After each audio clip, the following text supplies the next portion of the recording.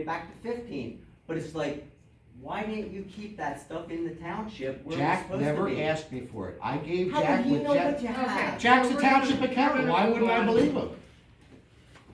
You're the one with the records, how would he know what you would have? Because I deal with Jack.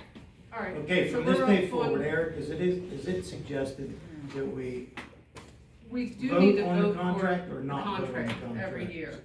Same rule, since I've become aware of it, any township contract, big or small, if it's a township contract, needs to be voted on in public Correct. meeting. Okay, And I recommended that if there's cash handling going on, there should be a policy giving guidance to the people involved, so they know what their responsibilities are.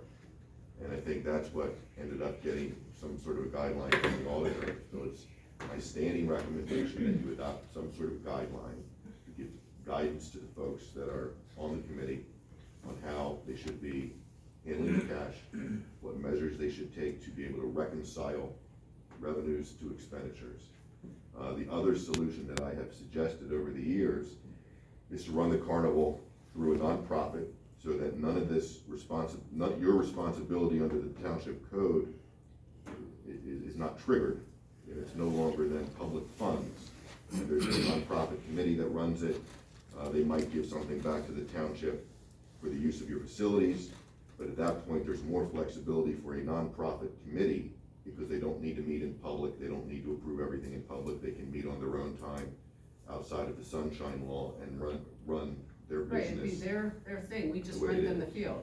But if you're running everything through your township bank account, then you're obligated to comply with all of the regulations the township has to comply with. Public meetings, approvals in public by majority of the board, potential audits, and all the rest. So those are really your solutions, or your two avenues.